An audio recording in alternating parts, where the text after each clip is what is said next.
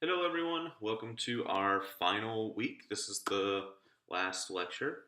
Um, so this week, we're going to be looking at some stuff on what's called anti-work or refusal of work and the role of consumers in work. These are themes that we've kind of already touched on in a number of ways, but this is the final opportunity to pick up some of those threads and try to wrap them up. Um, Please make sure that you're submitting your applied essays. I think grades are due at the end of the week or at the very beginning of next week.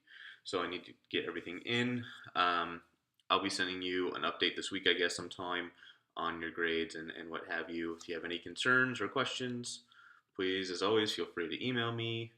Um, yeah. Okay, so this is going to be a long one. It's a pretty short PowerPoint. The reading isn't too extensive this week, I don't think.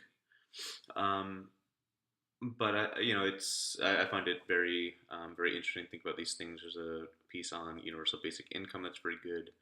In particular, that's rather short.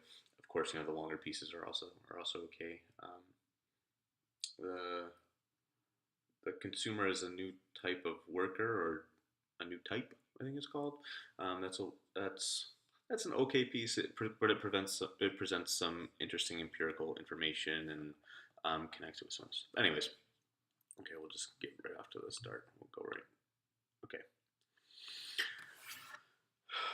So, kind of traditional theories of Marxism, in Marxism and of communism, have this kind of what Weeks identifies as a productivist tendency, meaning they still valorize hard work and the rational organization of work, but they promote a more egalitarian structure. So instead of companies being owned by capitalists and profit going to them solely, for example, work is spread out more evenly amongst all peoples, and so is ownership, and then of course social betterment of individuals, right?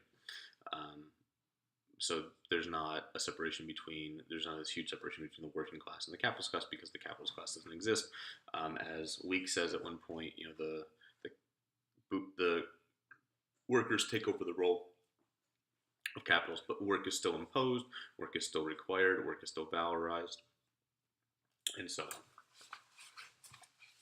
on.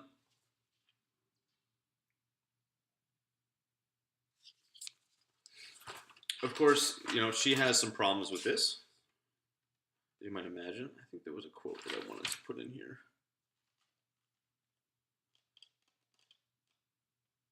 Yeah, so this is from page 84. He writes, "This tribute to proletarian labor and to the progressive development of productive forces replicates the fundamental attributes of capital society.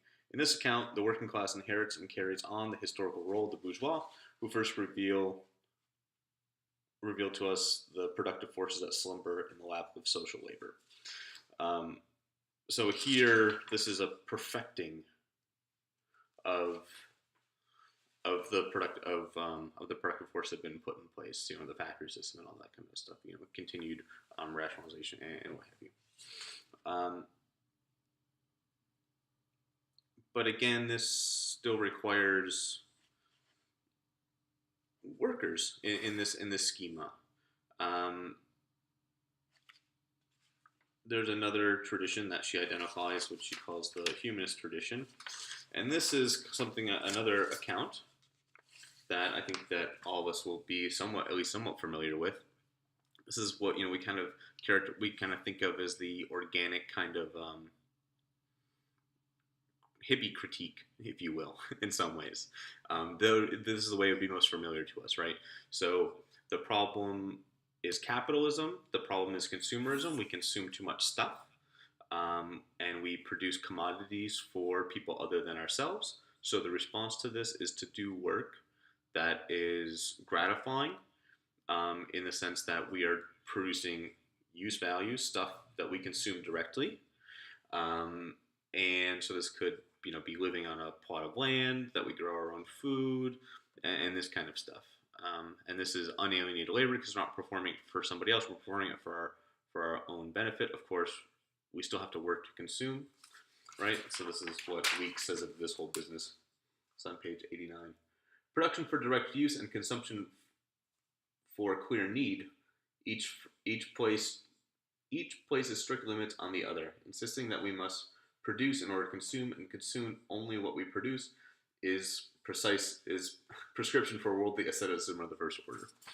What she means by worldly asceticism is this comes from Max Weber in his work Economy and Society, or I'm sorry, The Protestant Work Ethic, meaning an insistence to perform good works in the world, to be in the world, and to kind of work hard, and then you know, and so on, which he contrasts with other things, but that's not quite important.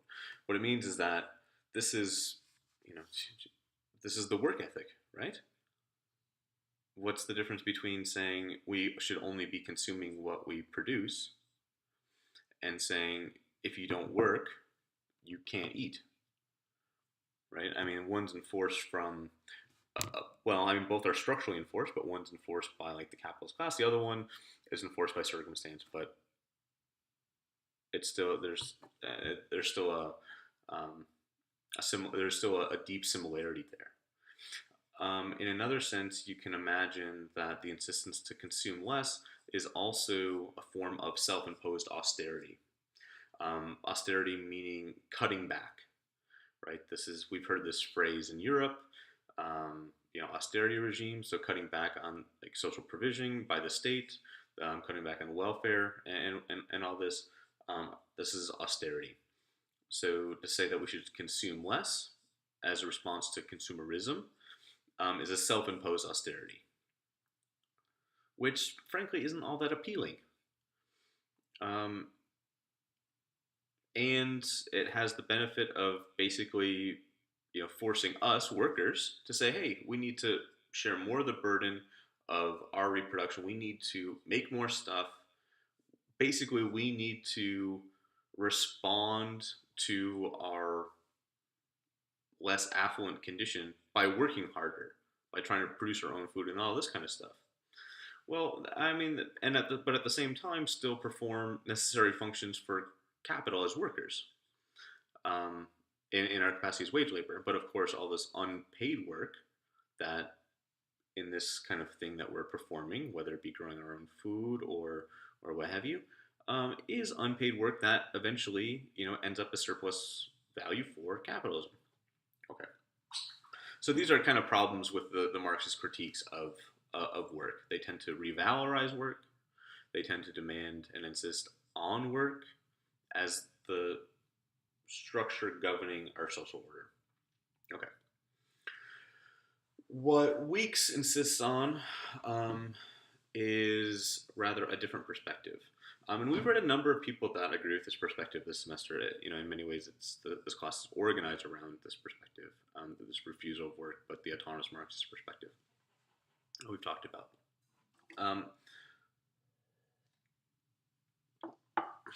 And at the crux of the refusal of work is to say, look,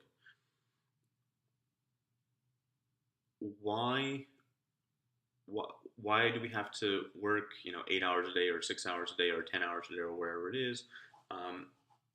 Why can't we work less? Why can't we put our energies, why can't we make the thing of work trying to get rid of work? That would be a different organizational structure, a different demand, right? Rather than producing profit for somebody else, or even, and then we'll get into this one in a minute, a demand for more leisure time, which ends up as incredibly capitalist. Okay.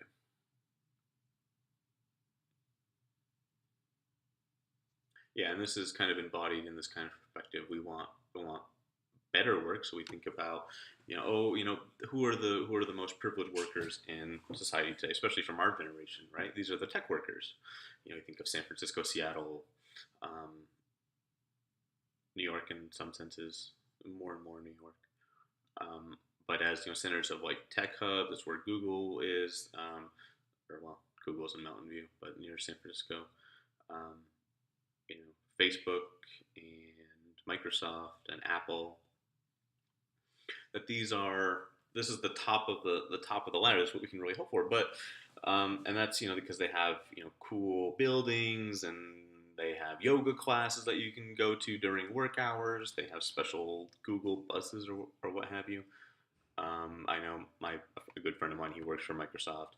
They have a pool table in his office. Very exciting.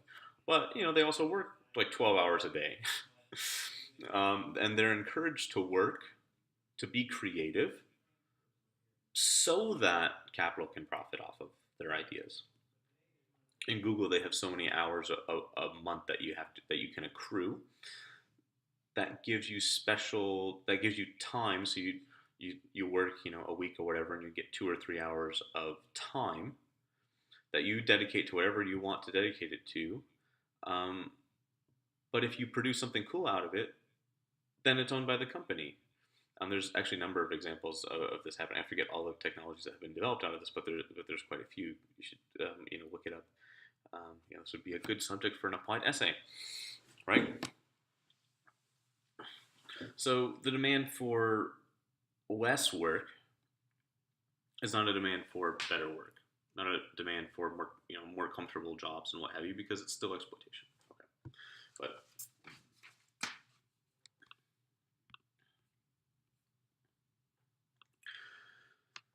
so and of course, consumption is intimately connected with production. As workers, or as people who need to eat, I should say, um, the basic structure, or for us, we work in order to consume.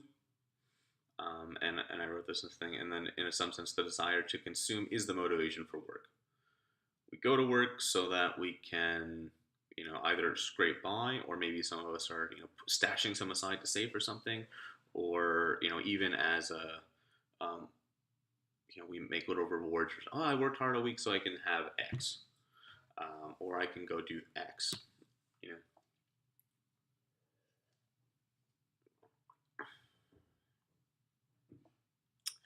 And if what Cleaver says is right, this is also from the Weeks piece, that capitalism is a social system based on the imposition of work through the commodity form rather than predicated, that being an offshoot of, or this being related to the labor theory of value but not being central necessarily, um, then consuming is work.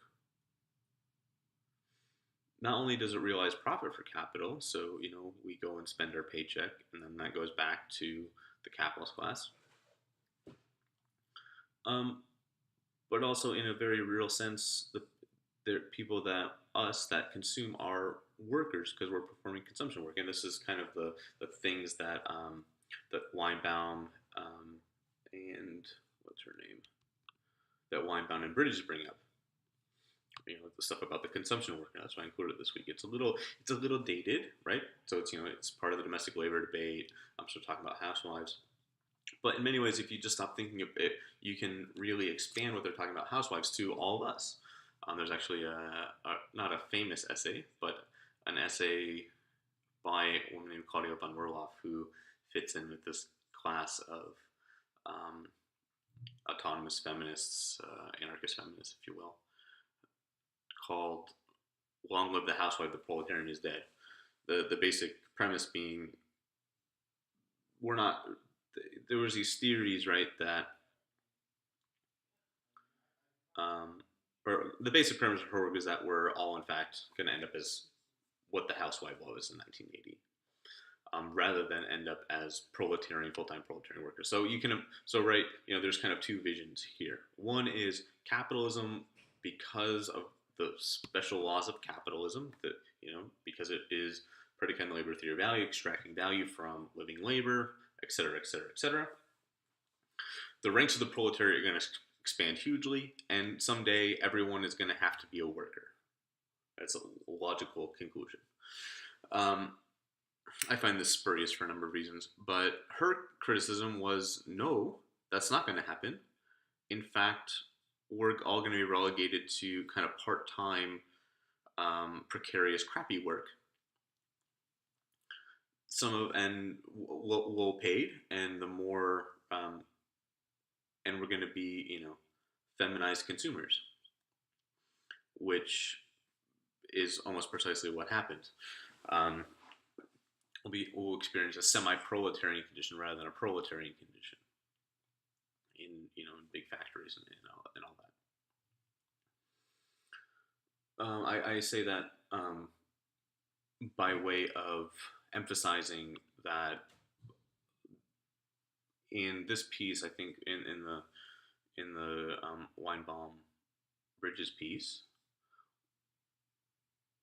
to think of it, to try to abstract from it, not think about how all of us do embody the housewife, not of course in all the gendered ways and what have you, but in the actual activities that they perform.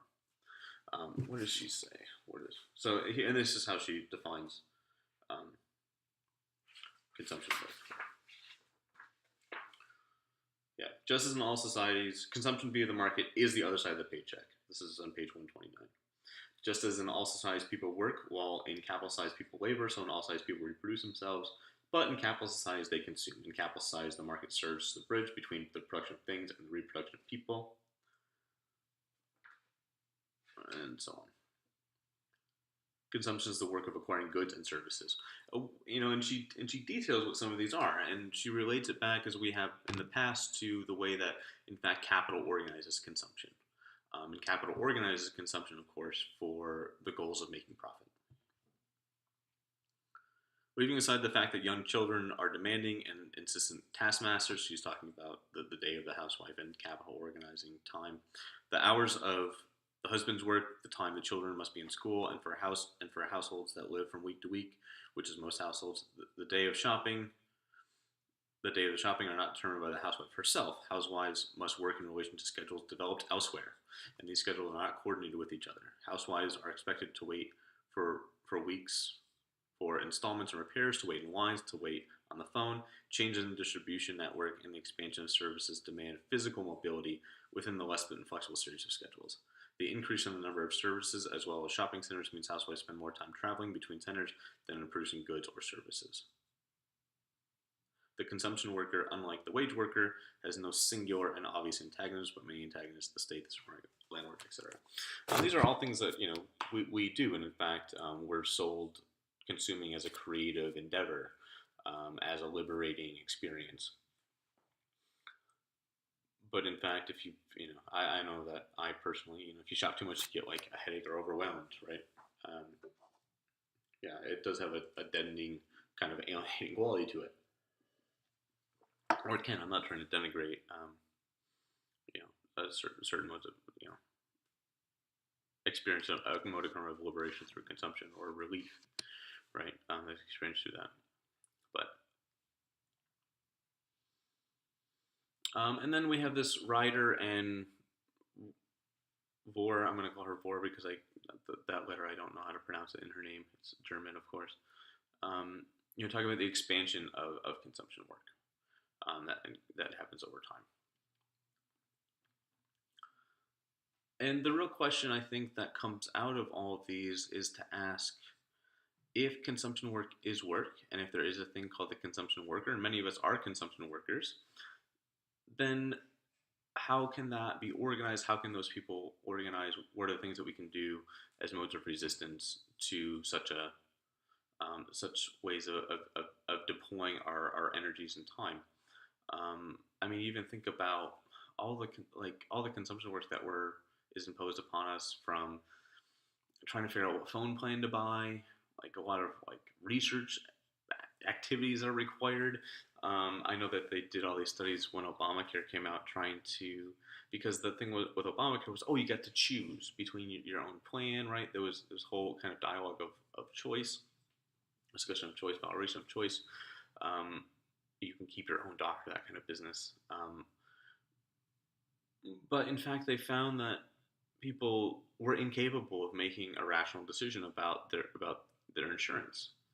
Not because they're stupid, just because there were so many other things that you're required to do, and yet there's so much knowledge you need in order to understand actuarial tables and what it really meant for you as a consumer.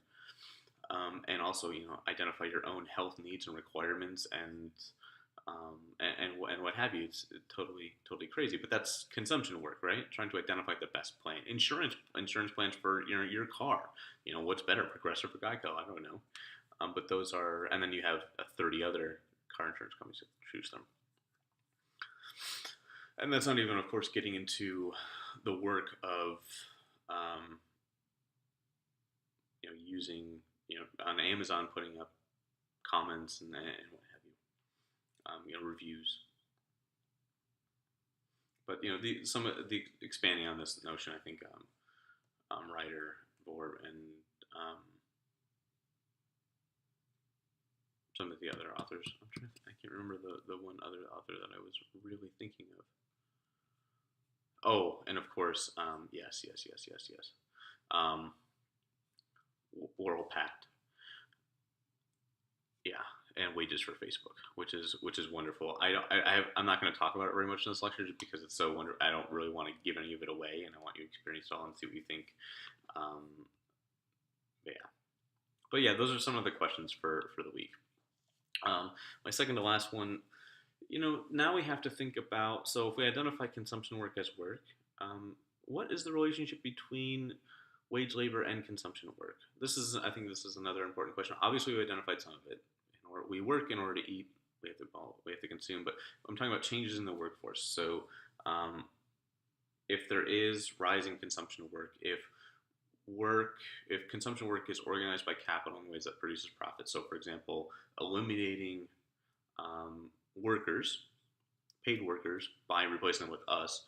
And there's a number of examples that are provided here, notably the ATM and self-service grocery store, but even grocery stores where you walk around and pick up your own food, right?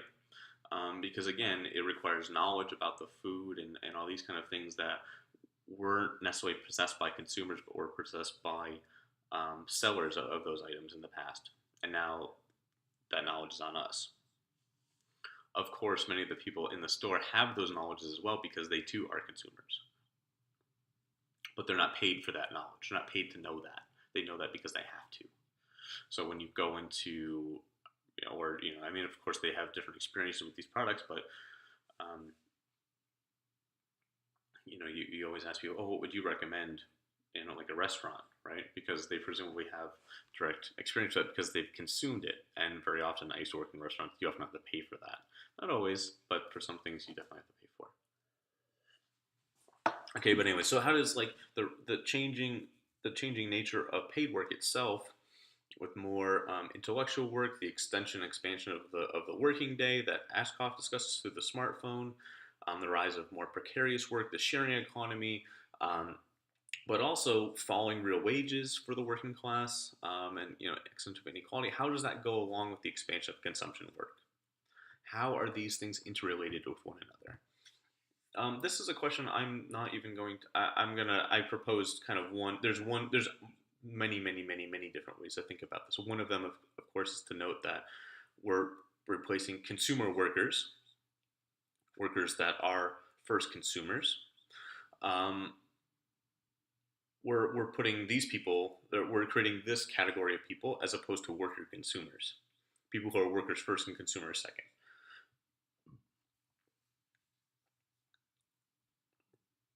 That's one way to think about it. The destruction of wage work through consumption work. I think there's many other ways to think about it, about this relation. So that's just one that I think is the most immediate one that comes out of the readings. Yeah. Okay. And kind of the last thing that I talk about that's in the reading this week is this discussion of universal basic income. This is actually, I wanted to include this because this is becoming a really widely discussed topic. I've seen discussions about this in the New York Times, for goodness sakes. But it's discussed widely on the far left, if you will, and the far right, but increasingly in the center as well. The tech guys really like this stuff, and I call them tech guys specifically because it's still a very male-dominated industry, as we've seen over and over again with discussions of sexual harassment. But the tech industry is all behind UBI, and so are the so-called like knowledge industries, partly because but this is not necessarily for the reasons that the left likes him. So one of the reasons that UBI, universal basic income, is loved by the right. And this was an idea initially developed by Milton Friedman, who was a who was a neoclassical economist, a neoliberal economist, who was who was responsible for lots of the theories about like reducing the welfare state and austerity and whatever. So the same people that are talking about and promoting austerity were also talking about and promoting universal basic income at one point. Partly, their reasoning, the neoliberals, was so that you could eliminate all welfare and state assistance. So by providing someone with a universal basic, by providing every person in the United States with, or any country with a universal basic income, you could just get rid of all sorts of welfare provisions, and you would actually reduce a lot of overhead. You could get rid of state workers, right? Because you wouldn't have a means test. So that means that if you don't have a means test on food stamps, or if you don't have food stamps, and you don't have a means test on who can receive the UBI, because universal is in the name, then you can eliminate all the people that work at the Department of Social Services, for example, and all the administration costs that go along with food stamps. And so in the end, you can actually, the idea was that you could raise people's incomes that they would achieve through welfare, and at the same time, you could cut state employees and state expenditures. Of course, the problem with this is by having only a single, only a single source of welfare, the UBI payment, presumably. That means that you can unilaterally, it's easier to regulate how much is expended through that, because to reduce welfare costs, you would just simply reduce the amount that you pay the UBI, rather than trying to go through and cut all these different individual programs that are kind of all dispersed, right? Because welfare is dispersed throughout the federated system. So some of it's imposed on the locals and the county and the Fed, et cetera, right? Okay. Another reason why the tech guys really like this is because it's looked at as increasing entrepreneurial energies. These kind of proponents of entrepreneurship. The idea that we can all be that by providing people with a basic income, that means that they have to worry less about where they're going to get their next meal or how they're going to pay their rent, and they can focus on becoming capitalists, creating great ideas that they can then turn into businesses and whatever. And actually, this is a very rational proposal, because the destitute and the lower working classes are not the source of are not the class of people that are entrepreneurs. The type of entrepreneurs that these tech guys are talking about, I should say. In fact, it's not the very wealthy either. So wealth, and actually, there's a kind of a small strip of people, kind of the upper middle classification of people. That's typically where entrepreneurs come from in the U.S. And partly this is a reflection of they're comfortable enough to, this is the exact logic, right? They're comfortable enough and they have the knowledge and skills. They have enough knowledge and skills and time to engage in experiments, stuff that might not result in anything. They have an ability to take risk, and they also have a motivation, because they're not wealthy yet, right? And for the very rich, why engage in such a thing? What's the point if you're already making a ton of money? If you're already very, very comfortable, why engage in that type of risk taking? So income inequality is really bad for entrepreneurship, and they love entrepreneurship. And actually, there's some really funny studies about the expansion of entrepreneurship programs in colleges, and the fact that entrepreneurs, like the number of startup companies, have progressively gone down, along with the rise of this entrepreneurship kind of ideology. I should tell you something about all that. Anyways, that's why different elements of the right, and then the kind of liberal center, I guess, who are also pro capitalist, of course. Um, and then there's the left perspective, and the idea, of course, is liberation from work by having a. This is exactly what Federici says, right? Um, the In order to refuse work, you have to get paid first. This is the housework argument, and so this is so for them is for that group it's about liberation, and that's the perspective, of course, that you'll get in the reading on UBI this week. I forget the title of it. Okay, so these are some of the things up for grabs this week. Again, you'll be getting some stuff from me. Some we'll coordinate on grades and whatever. So please make sure if you owe me anything, you get it to me sooner rather than later. Definitely by Sunday, and please don't send me 4 essays on Sunday. Not cool. But yeah, so get cracking on those applied essays, and please email if you have any comments or concerns. Okay, thanks. I hope that your school year, if you're here next year, goes well. Maybe we'll actually run into each other in person. Wouldn't that be amazing? Okay. Thank you guys. I will be in contact with y'all soon. Bye bye.